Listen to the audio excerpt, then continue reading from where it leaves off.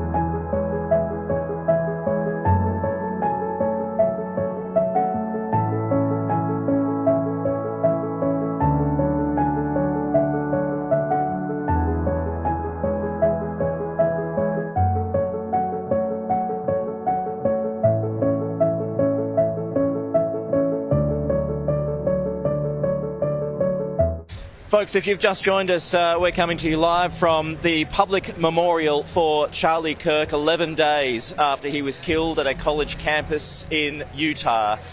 The expectation is that as many as 100,000 people will be here today, 60,000 people inside State Farm Arena, which is where we are at the moment, but there are overflow areas as well, other areas where fans, supporters if you like, can also attend if they can't fit inside the stadium, because there has been huge demand. But as Rita and I have been explaining a little earlier, there's a strong religious theme here today. It's very spiritual, it's emotional too, as you would expect. A little earlier today as we arrived, I went out and just spoke to a couple of people here to find out what was on their mind, and this is what they had to tell me. Charlie Kirk was an inspiration to me because I'm a middle-aged guy, right, 46. And our grandparents all say they worry about their grandchildren. And I don't have grandchildren yet, but I'm beginning to feel that worry that they all talked about all the time. And Charlie was so smart that he wasn't going after the old people. He was going after the young people, and the young people are the only ones that can turn this, because I'll expire before they do. For celebrating Charlie's life, we were both big watchers of Charlie and believe in the words that he was putting out there about God, challenging the college students out there, getting them to think. We really like that, and we're also here to see President Trump. He was actually scheduled to come to my school next. I'm the president of Turning Point USA at Utah State University, and that was his next stop in Utah. So it was really, really heartbreaking, but I'm glad to be here with everybody. As a young American, how important was he for you? He meant the world to me. I listened to his podcast any chance I got. He was what made me fall in love with politics. That's what I'm studying in school. He just means absolutely the world to me. Charlie Kirk really stood up for our generation and truth, and just our generation and Christians, and it really impacted all of our generation. I mean, there's 300,000 people supposed to be here today. Me and my friends got here at 2 a.m. I'm from Tulsa, Oklahoma, so I got on a plane to fly here. We met people from Scotland, people from all over the country, all over the world are here to support Charlie today. Yeah, so that's just a small sample of the people that I spoke to this morning, folks, and Rita, and what struck me was the young people here who said that they were actually inspired by Charlie Kirk to now pursue a career in politics. They've created 10 million new Charlie Kirks, maybe many more. So many people are energized. They feel like a great man has been cut down. They've been robbed of his wisdom, but they want to continue his work. They want to make sure that message rings louder than ever.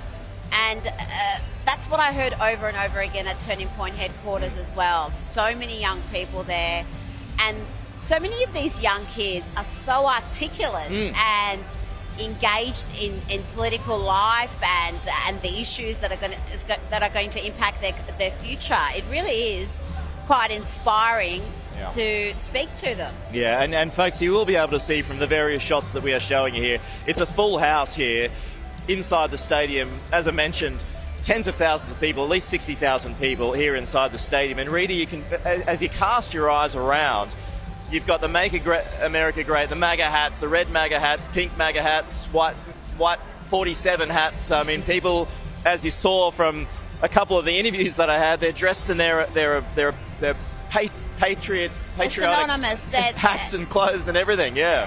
Charlie Kirk and the Trump campaign, they go hand in hand. He used to hand out Trump hats, MAGA hats at his events on college campuses. That MAGA hat symbolizes so much more than just Donald Trump. It symbolizes, particularly for young folk, the courage to say what they want, to wear it on their head, and that is not easy on university campuses. The same would be true for Australia.